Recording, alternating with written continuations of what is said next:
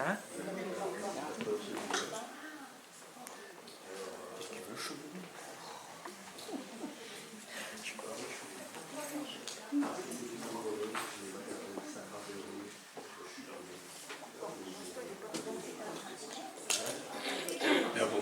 Pour célébrer le beau temps que le Seigneur nous a donné en ce moment, et puis le beau temps qui est dans nos cœurs, je vous propose de commencer par ce chant « Dans mon âme, un beau soleil brille ».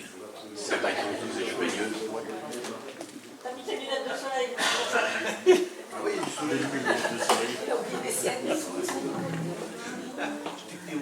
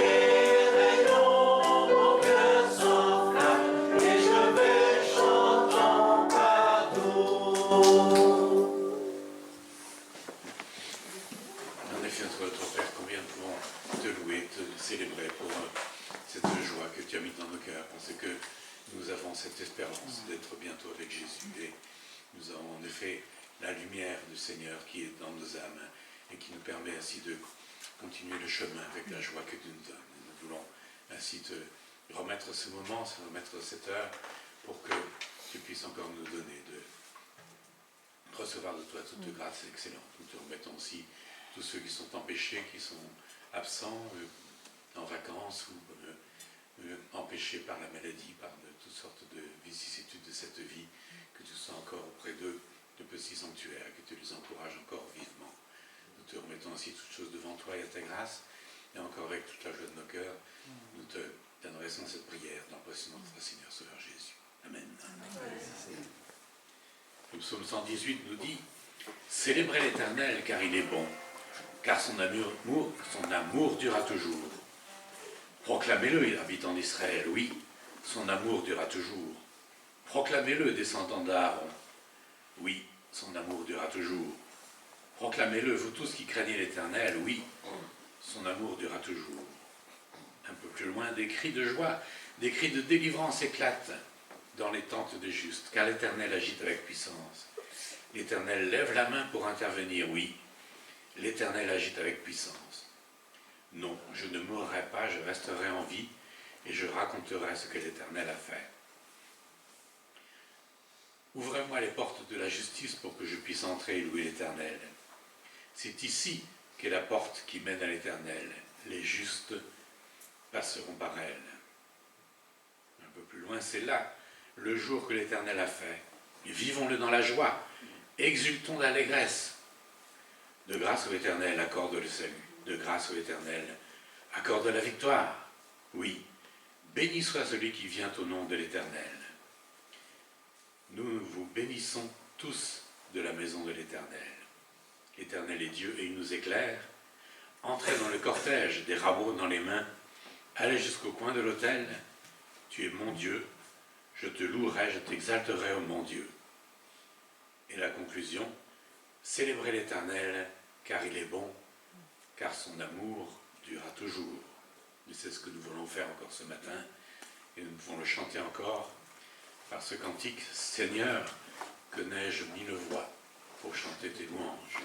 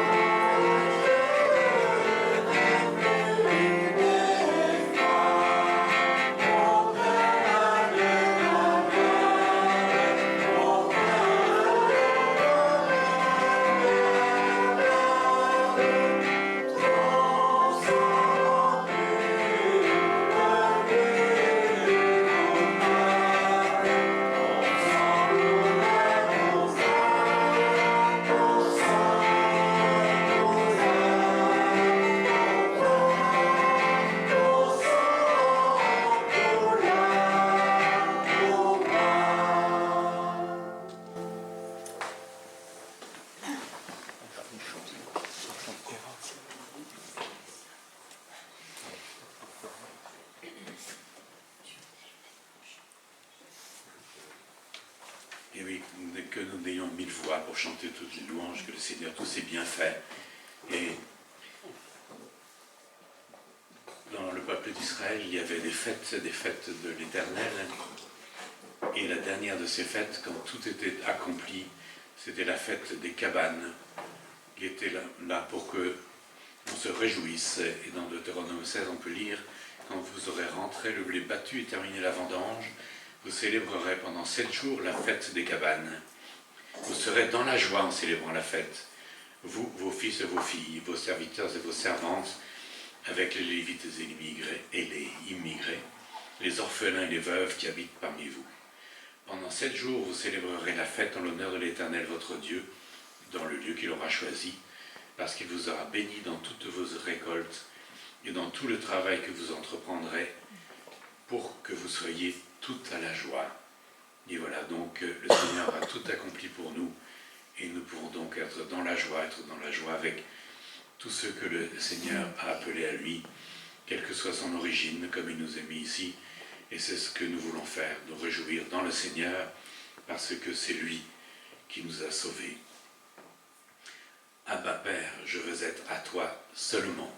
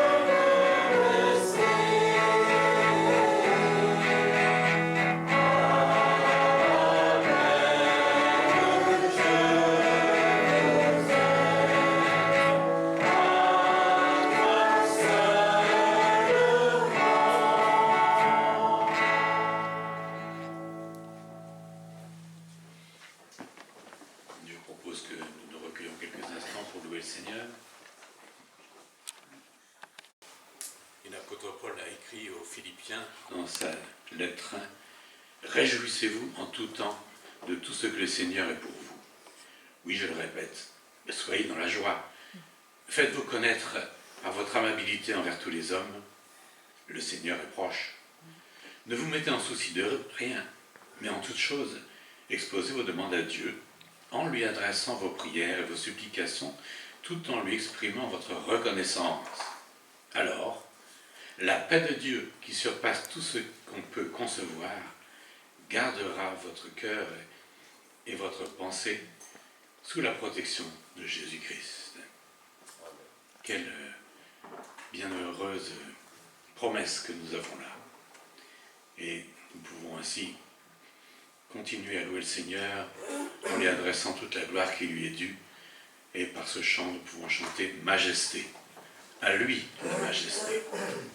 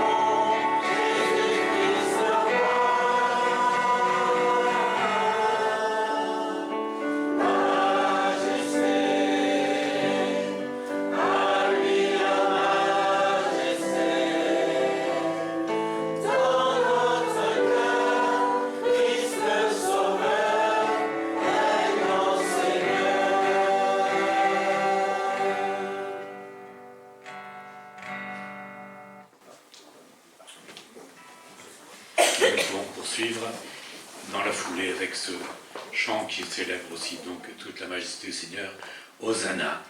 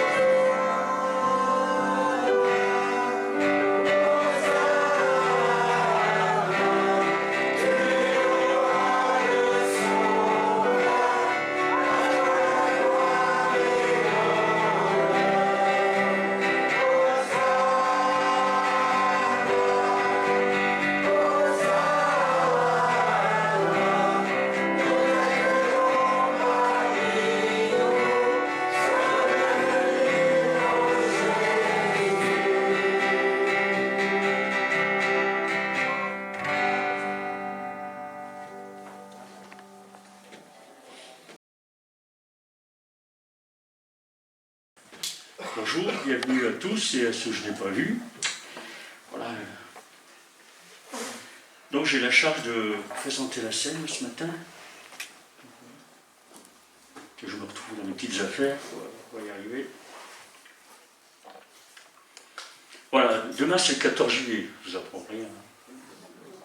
On est le 13, demain le 14 juillet.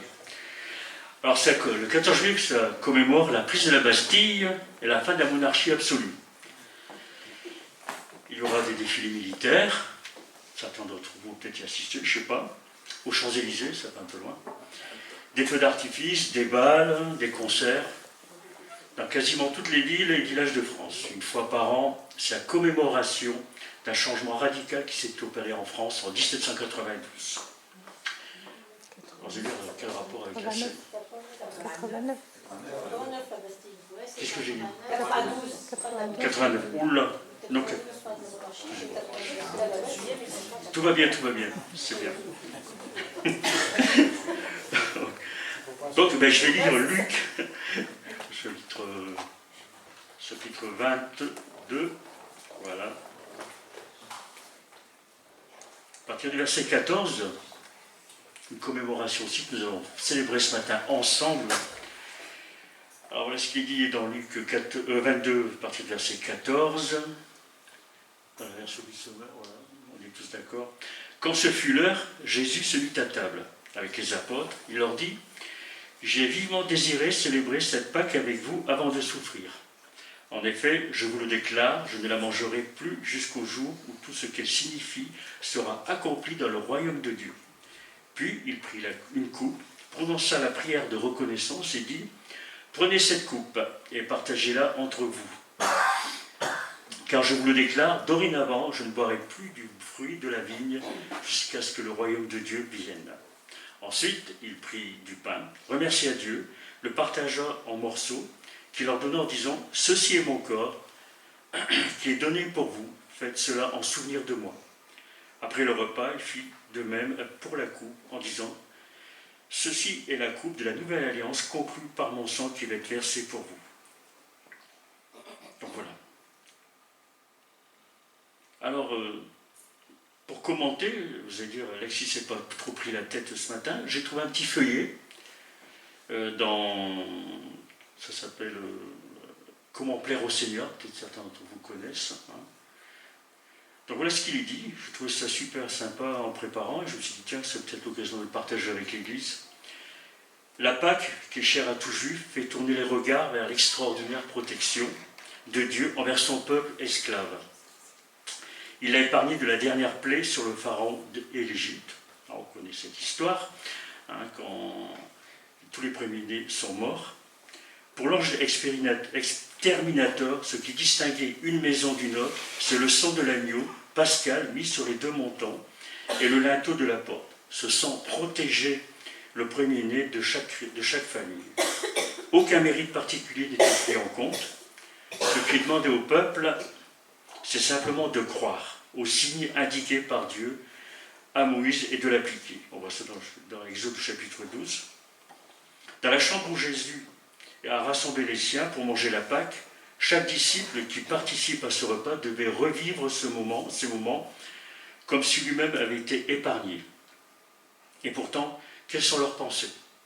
L'un d'eux, Judas, calcule ce qu'il pourra retirer de sa trahison. Les autres, qui ont vécu une semaine troublée, faite d'espoir et de déception, semblent vivre un moment important, mais à leur façon, peu après le repas, ils se disputent les premières places dans le royaume à venir. Ce que Christ se prépare à accomplir va bien au-delà de ce que nous apprend cette fête juive. Comme le dit l'apôtre Paul, il est lui-même notre Pâque, qui a été sacrifié, on voit ça dans 1 Corinthiens 5, il est sacrifié pour nous délivrer définitivement du jugement de Dieu, moyennant la foi.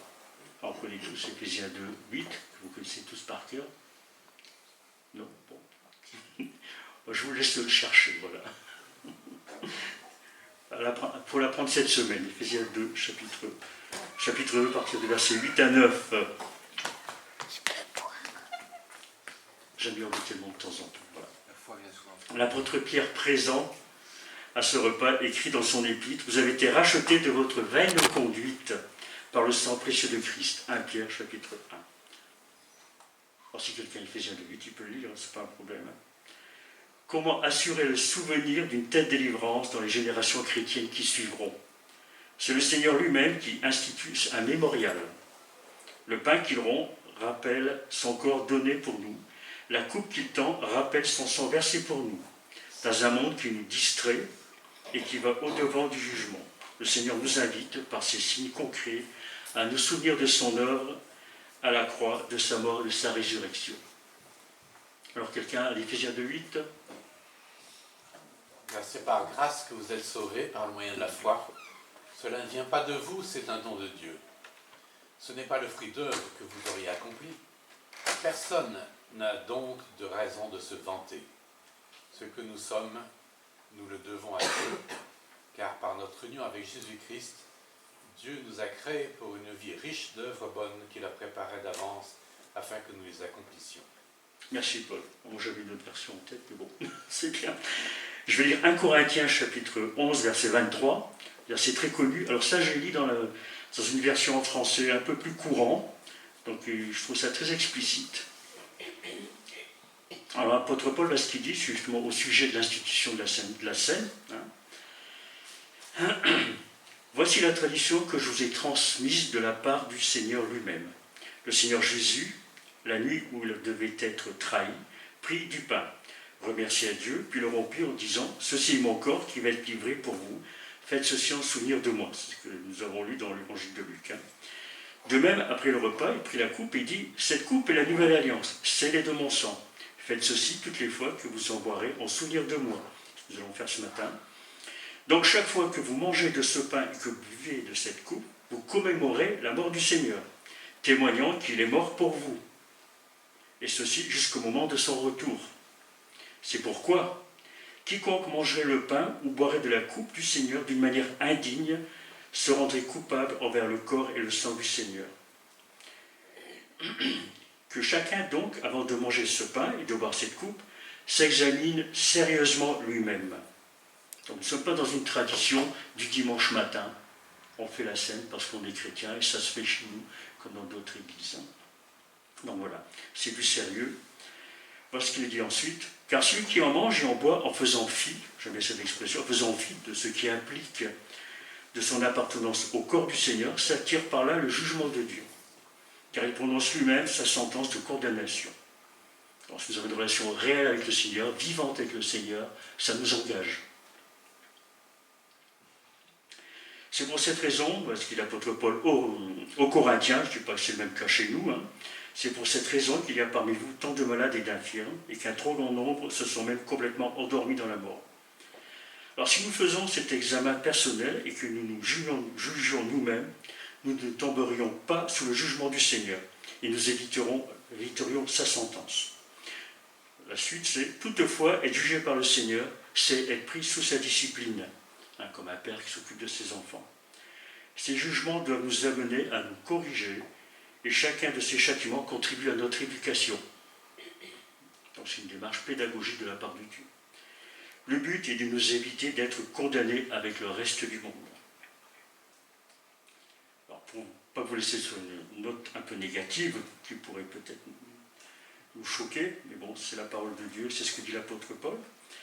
L'apôtre Paul dira aux Galates, au chapitre 1, verset 3, donc dans l'introduction aux Galates, il dit, alors j'aimerais que ce soit pour chacun d'entre nous ce matin, que la grâce et la paix vous soient données de la part de notre Père et du Seigneur Jésus-Christ. Il s'est donné lui-même pour nos péchés, afin de nous arracher à l'actuel monde mauvais, conformément à la volonté de notre Seigneur et Père, à qui soit la gloire au siècle des siècles. Amen. Voilà. Donc je demande à mon frère qui est là-bas, voilà, s'approcher. Nous allons donc passer dans les rangs, distribuer le pain et le vin, la coupe.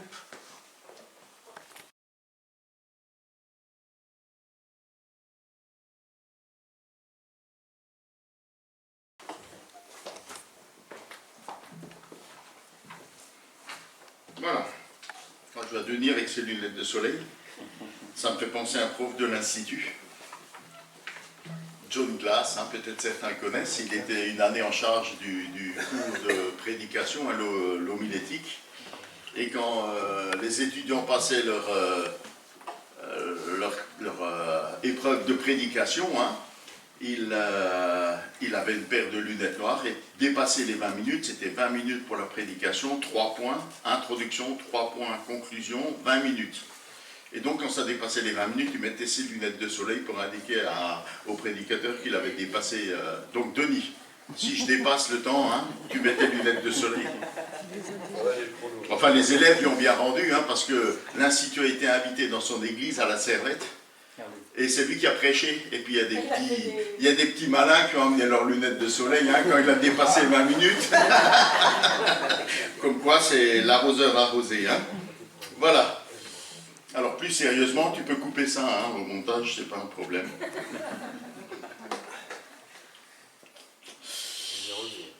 Pardon? Oui, mais voilà, c'est la petite... Donc, Denis, c'est toi qui surveilles l'œuf. On va revenir à Gédéon. Et on retrouve Gédéon près du pressoir à raisin d'Ophra. Vous connaissez peut-être la chanson, hein? Gédéon qui battait du froment près du pressoir d'Ophra. Hein. Il est là parce qu'il se cache pour dérober sa récolte aux yeux des Madianites. Alors, Gédéon, il pose beaucoup de questions. Hein. Est-ce que c'est un homme plein de courage? Est-ce que c'est un héros ou est-ce que c'est un poltron? Ah ouais. C'est les poltrons qui se cachent. Hein. Alors moi je propose que ce qu'il est en train de faire, c'est plutôt un acte de résistance qu'un acte de couardise. Comment t'as fait? Alors c'est pas tout à fait vrai. Hein. C'est un peu exagéré ce qu'il fait. Hein, parce qu'en réalité, quand vous voyez l'offrande qu'il offre à l'Éternel, c'est pas une petite offrande. Hein. Quand vous voyez ce qu'il peut mettre en œuvre hein, pour abattre l'autel de Baal et le poteau d'Achéra et les taureaux qui sont, enfin tout ce qu'il peut mettre en œuvre, visiblement, ils ne sont pas tout à fait dans les dernières nécessités. Hein. Mais il ressemble à Moïse. Hein. Et ce texte fait penser à deux choses. Hein.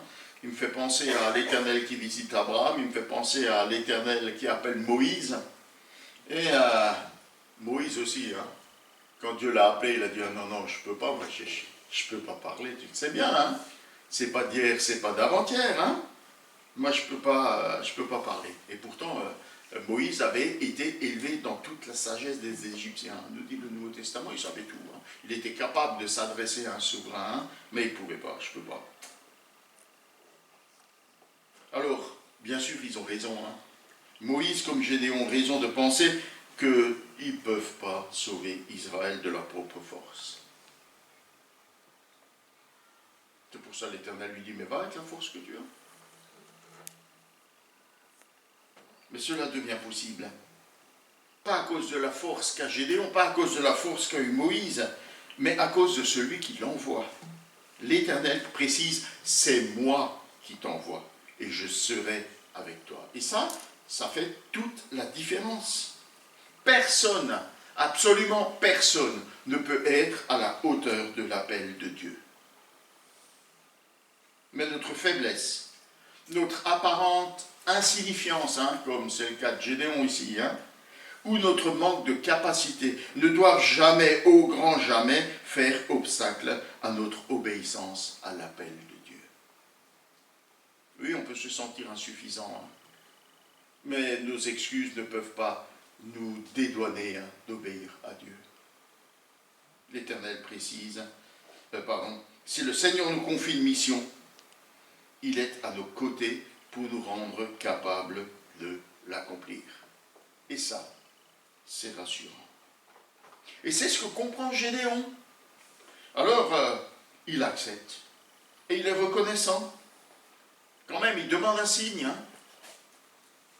Il ne précise pas quel signe, n'importe lequel, mais quelque chose qui pourra confirmer son appel. Un jour, je lisais un journal missionnaire. Et en lisant ce journal missionnaire, hein, j'ai grandi en Alsace, hein, dans mon patelin, j'ai rarement perdu le clocher de l'église du village de vue, hein, pour vous dire que voilà, j'étais pas un très grand voyageur, hein, et attaché à ma famille et à mon entourage. Et je lis un journal missionnaire dans lequel il cherche quelqu'un, et en lisant ça, j'entends le Seigneur, alors il ne m'a pas parlé, hein, mais je l'ai entendu me dire, Marc, ça c'est pour toi. Vous imaginez ce que ça fait dans la vie d'un jeune homme qui n'est jamais parti de chez lui? Va en Afrique, mais c'est l'endroit où je voulais pas aller. Et alors, évidemment, hein, tu ne te lèves pas de ton siège, tu prépares ta valise et tu pars. Hein. Ça ne s'est pas passé comme ça. Hein. D'abord, j'ai dit oui, Seigneur, et puis j'ai laissé un peu traîner, hein, jusqu'à ce que le Seigneur me dise, je t'ai pas demandé de partir. Et puis alors, j'avais des questions à poser au Seigneur. Hein. J'ai dit au Seigneur, mais réponds à mes questions, si tu veux m'envoyer jusque là-bas.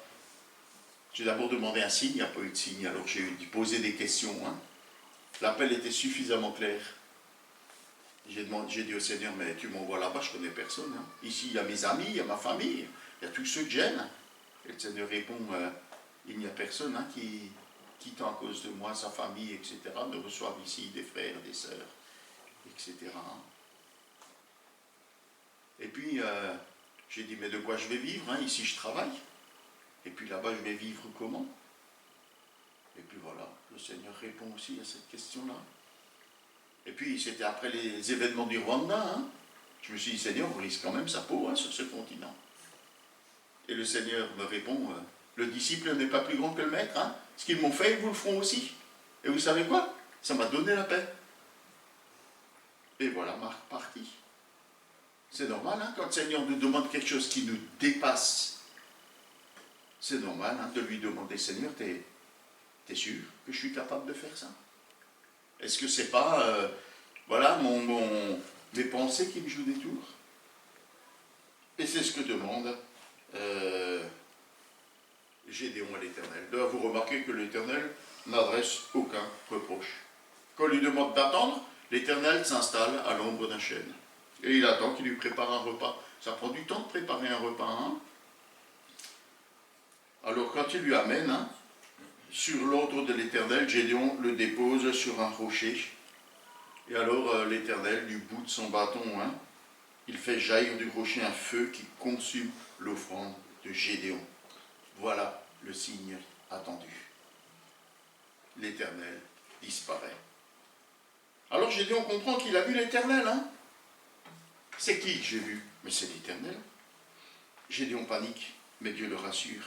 Conscient et reconnaissant de la grâce que l'Éternel lui accorde, Gédéon érige un autel en son honneur en lui donnant le nom évocateur de l'Éternel assure la paix. Pourquoi?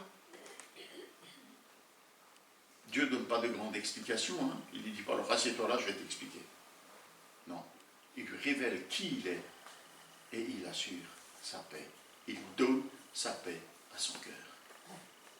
Je suis l'Éternel et je te donne ma paix.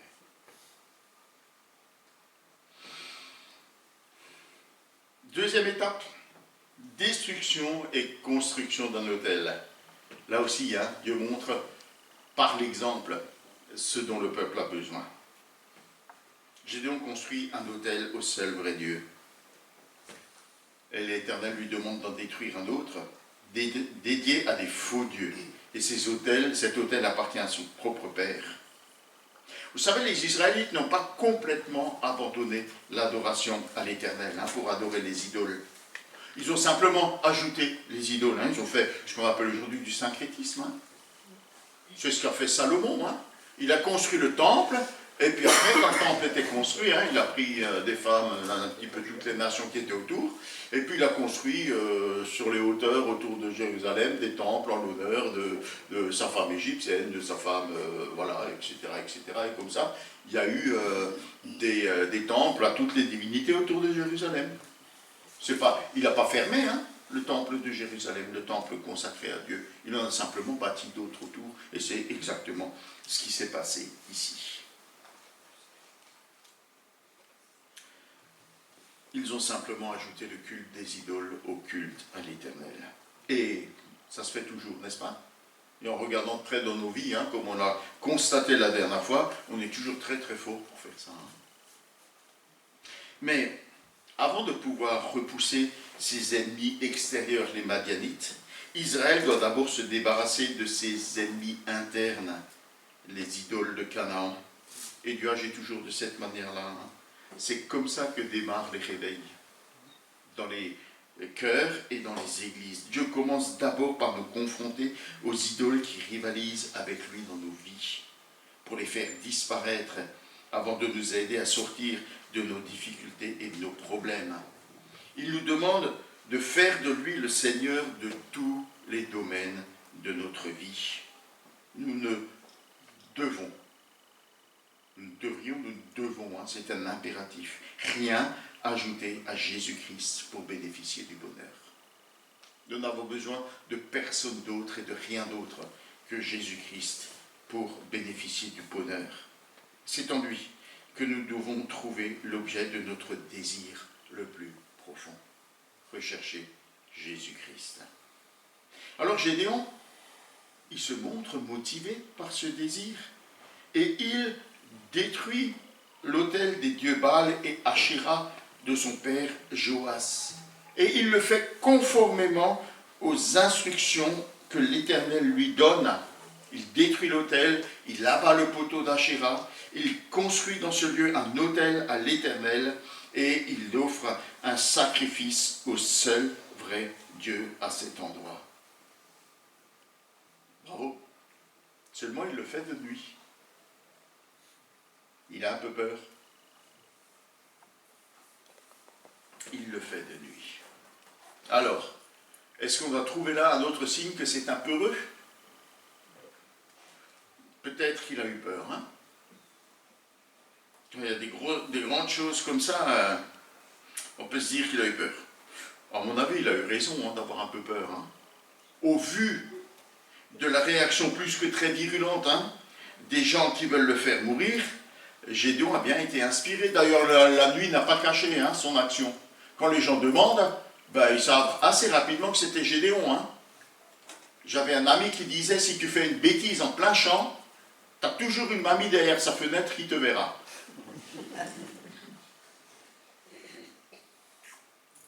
La nuit ne l'a pas entièrement couvert, n'est-ce pas?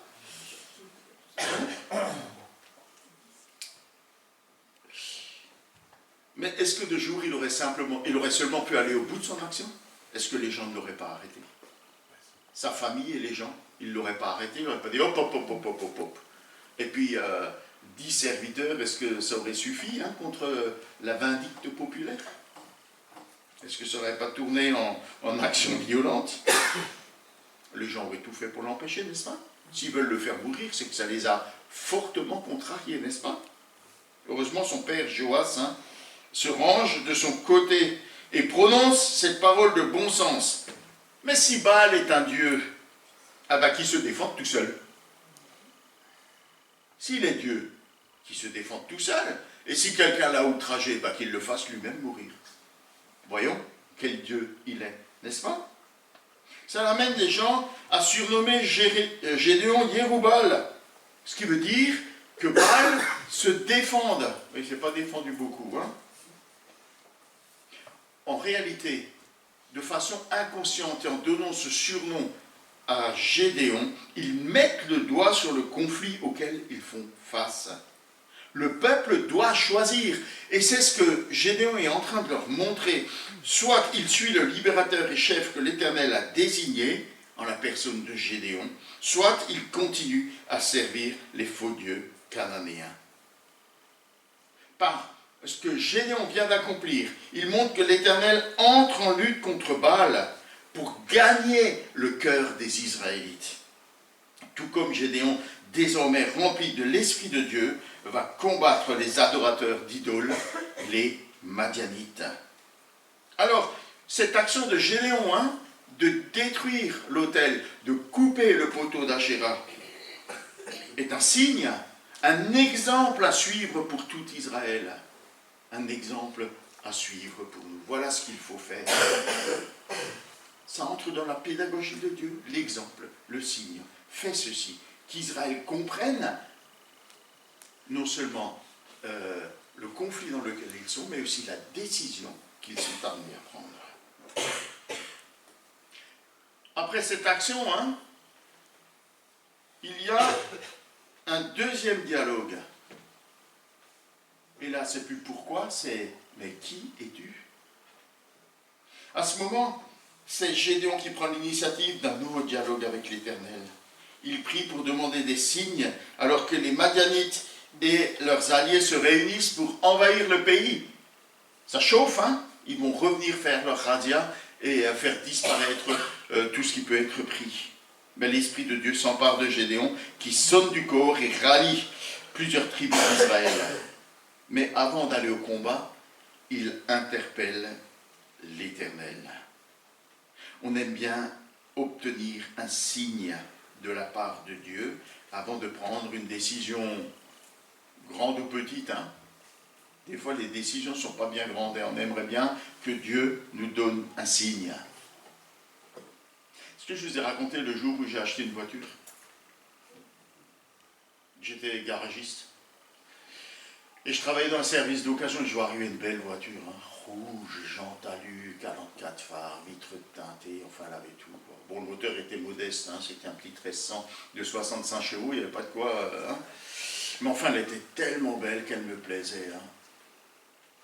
Je dis au Seigneur, elle me plaît cette voiture. Ma voiture, celle que j'ai, elle est un peu au bout, mais celle-là, elle est tellement mieux. Hein. Alors, j'ai pas beaucoup d'argent, alors Seigneur, voilà, un signe. Si je peux l'avoir pour la somme que j'ai, ben je comprendrai que c'est un signe que tu me la donnes. Mais vous savez, les signes peuvent se retourner contre vous. Hein.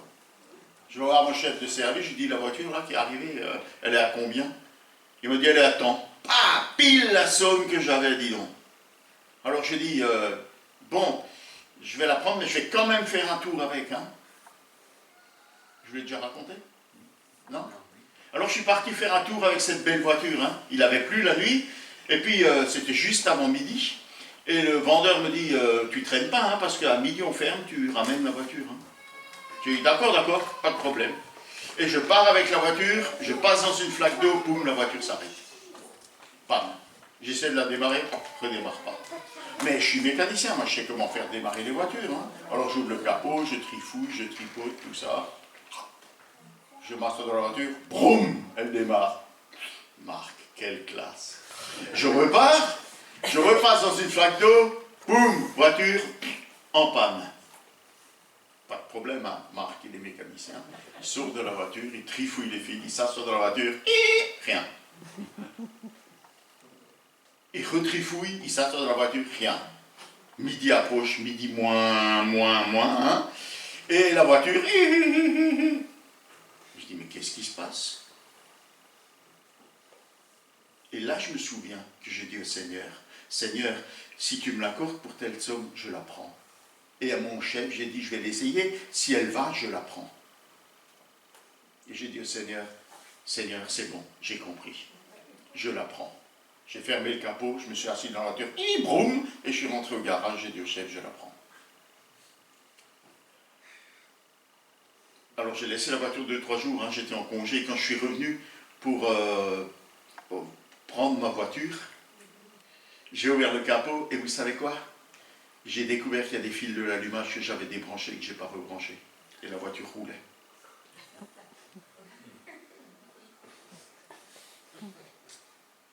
Essayez, hein, débrancher les fils de l'allumage de votre voiture et essayez de voir si ça roule. Ça marche beaucoup moins bien. Ça va marcher moins bien maintenant. Hein. On peut demander des signes de Dieu pour être cohérent hein, dans ce qu'on fait. Vous savez, ça a été une leçon pour moi. Hein. Ça a été une leçon pour moi. Hein. Seigneur, donne-moi un signe. Ah.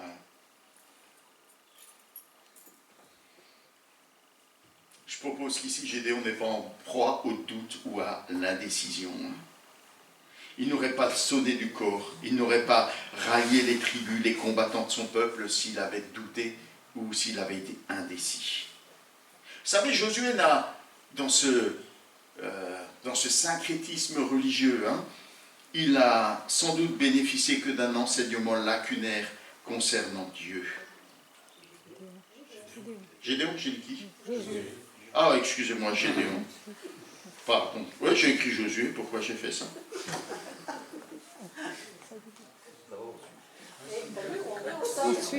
Mais vous suivez, c'est bien. Vous suivez, c'est bien. Moi pas, mais vous suivez, c'est parfait. Voilà. Alors, il n'a pas bénéficié, Josué si, hein, parce qu'il habitait il était avec Moïse, et puis il habitait dans la tente hein, de la rencontre, donc voilà. Bon, mais c'était pas le cas de Josué, hein. Il n'a bénéficié de Gédéon, oh là là, il a bénéficié d'un enseignement lacunaire concernant Dieu. Alors, ce qu'il demande, c'est pas un petit signe hein, qui lui permettrait de prendre une grande décision, parce que sa décision est déjà prise. Il cherche plutôt à combler sa méconnaissance de Dieu. Il cherche à combler les faiblesses de sa foi. Éternel, est-ce que tu es le souverain de la création ou est-ce que tu es juste une de ces forces de la nature hein, qu'adorent les peuples environnants? Il veut mieux connaître Dieu. Il n'a pas à sa disposition l'ensemble de la révélation de la Bible, hein, Il n'a aucune connaissance des moyens de grâce qui nous sont donnés par Jésus-Christ. Éternel, montre-moi qui tu es. Moïse a posé la même question à Dieu. Tu m'envoies vers les Israélites, mais ils vont me dire, mais qui t'envoie? Qui es-tu? Qu'est-ce que je vais lui répondre? Moïse a reçu des signes à présenter au peuple et à Pharaon. Le bâton qui se transforme en serpent, sa main qui devient lépreuse. Gédéon demande à Dieu de l'aider à grandir dans sa foi, d'avoir une meilleure connaissance de lui. L'Éternel ne s'offusque pas et accorde par 2 fois ce que Gédéon demande. Parfois, vous l'avez vu dans le texte avec moultes excuses, la 2e fois. Gédéon en avait besoin. Et l'Éternel lui accorde par grâce et sans reproche. C'est un bel exemple pour nous.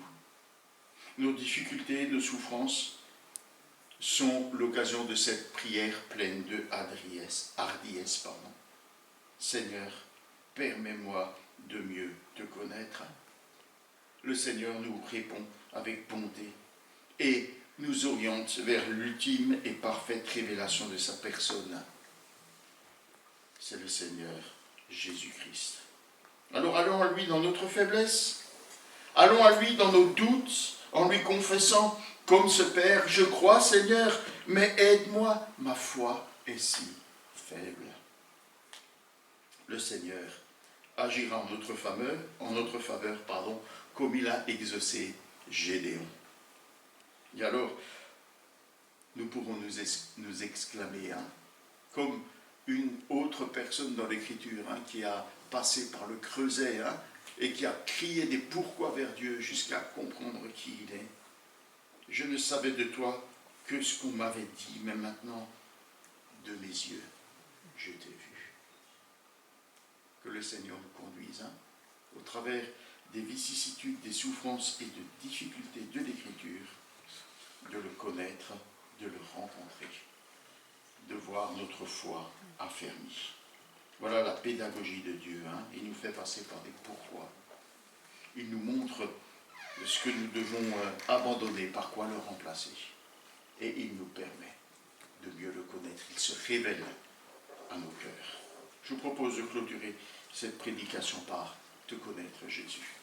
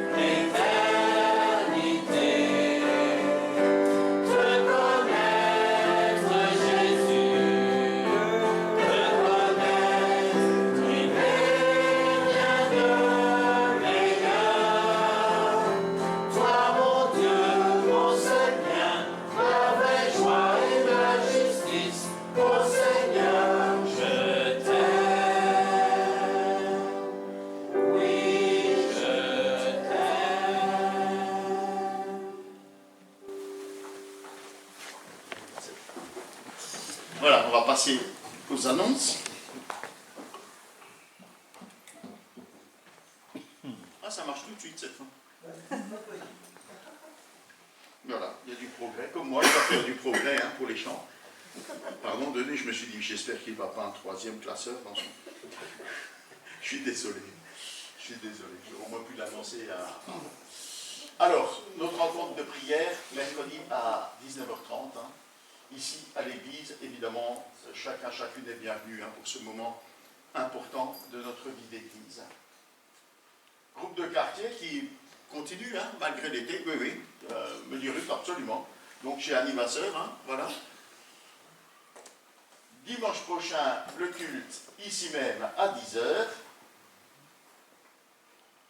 Et après le culte, pique-nique, randonnée, promenade, ou plage, ou farniente, à Zuidcote, chez Ruth. Chacun amène son sandwich, ou son casse-croûte, ou sur enfin ce que vous voulez manger, vous l'amenez. Voilà.